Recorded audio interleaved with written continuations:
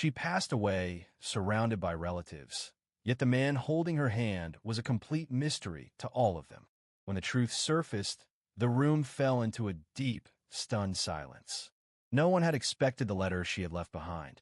The room was quiet except for the soft humming of hospital machines. Sunlight seeped through slightly open curtains, casting faint patterns on the tiled floor. Bouquets sat along the windowsill, gifts from co-workers, neighbors, distant cousins, filling the air with floral sweetness, trying in vain to push back the weight of death. By the bed sat a man named Daniel. His eyes were gentle but exhausted, his shoulders sagging from sleepless nights. His hand wrapped softly around Ava's, his thumb moving in slow circles across her skin. He didn't look at the others, sitting stiffly behind him. When Ava's brother shifted awkwardly near the door, or her mother wiped her eyes without glancing his way, Daniel didn't react. He just stayed by her, murmuring words only she would understand if she were still able to hear. "You were strong," he said under his breath, "even when they doubted you. Especially then." Ava's family had gathered in plastic chairs brought in by nurses. Her mother, Lillian, sat like a statue, her pearl necklace tight around her throat, her bun coiled perfectly. She hadn't changed her style since the late 80s. Her face was pale, her lips stiff. The only time she showed any emotion was when she glanced at Daniel. Her gaze would harden, then flick away. Her father stood by the window, arms crossed, pretending to study the parking lot, as if one of the cars below might whisk him away from this awkward reality. A nurse walked in and adjusted the forebag. She nodded at Daniel. "Mr. Rourke, let us know if you need anything." Lillian's eyes narrowed at the name. "Rourke?" she whispered, not quite under her breath. Daniel heard her, but didn't flinch. His gold ring glinted faintly as he brushed a strand of hair from Ava's temple. He hadn't taken it off since the day they quietly married at City Hall 6 years prior. Ava wore hers too, though few ever noticed. But today the light caught it just right. Lillian noticed. She clutched her purse tighter, her face stiffening further. No one said anything. No one had ever really asked about Ava's personal life. When she skipped holidays, they didn't question it. When she returned from her travels glowing with quiet joy, they made small talk and moved on. Ava had never volunteered the details, and they never pushed. It was easier that way. Daniel had lived in the background of her life. Until now. Now, in this sterile, sacred space, he was finally where Ava had always wanted him. By her side for all to see, even if they still couldn't truly see him. "You never asked for their approval," he whispered, his forehead gently resting against hers, "and you didn't need it." The machine beeped steadily. Yet something in the air changed. A cousin coughed. Someone shifted uncomfortably. Another stared at their phone. Daniel stayed still. He remembered her joy in the mornings, her laughter during the darkest nights of her illness, her calm when the power went out and they lit candles and played cards in silence. He had seen every version of her that mattered, and now he remained quiet and unshaken. His eyes drifted to her old canvas bag beneath the bed. Tucked inside was a picture frame poking out slightly. He gently pulled it free and looked at the photo. Ava on the beach, barefoot and glowing, her head resting on his shoulder, waves crashing in the background. It was from their trip to the Outer Banks, her favorite escape. The only place they didn't have to pretend. Their wedding had been small, just them and 2 close friends. No reception, no photos online, no announcements. Ava hadn't wanted the drama. But Daniel had always known the truth. She just didn't want to deal with the cold judgment from the people who were supposed to love her unconditionally. He remembered every excuse she gave for not being available for family holidays.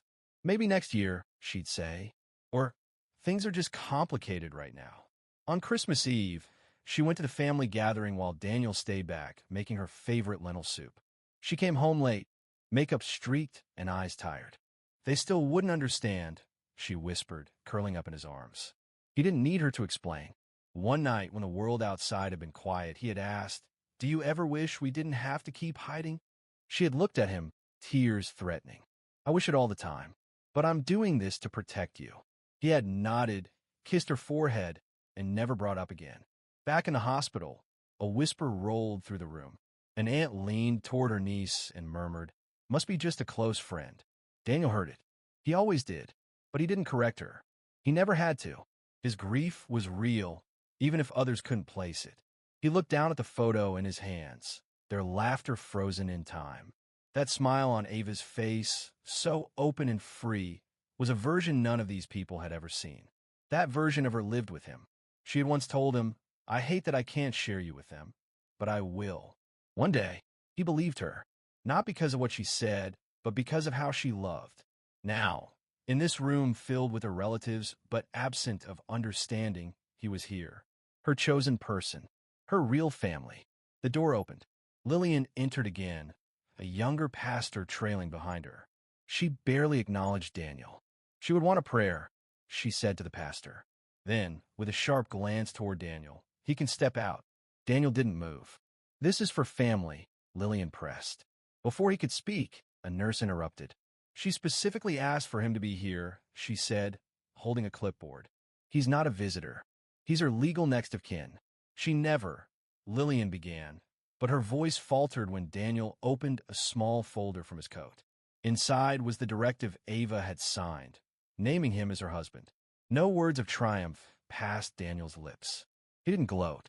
He simply turned back to Ava, brushing her hair back once more. The pastor hesitated, then asked Daniel gently, "Would you like to join the prayer?" She believed in grace, Daniel said. "So yes, let's give her that." Later, after the funeral, people gathered under the cloudy sky. Conversations floated around about the flowers, the music, how well the minister spoke. Not a single person mentioned Daniel. He stood quietly by himself. As usual, that evening, Ava's younger sister, Tessa, wandered into the family study. She wasn't sure what she was looking for. She just missed her sister. While opening an old desk drawer, she found a cream-colored envelope resting atop a faded notebook. The words were written in Ava's handwriting. "To my family. Please read after I'm gone." Tessa brought it into the living room where their parents still sat. Her voice trembled as she read aloud. "If you're reading this, I'm gone. I didn't speak these truths while alive because I knew you wouldn't hear them. You never really knew Daniel. But I did. He made me feel safe in a world that didn't. I didn't keep him away out of shame. I kept him away to shield him from your judgment." Tessa paused. Their mother sat rigid, their father looked down.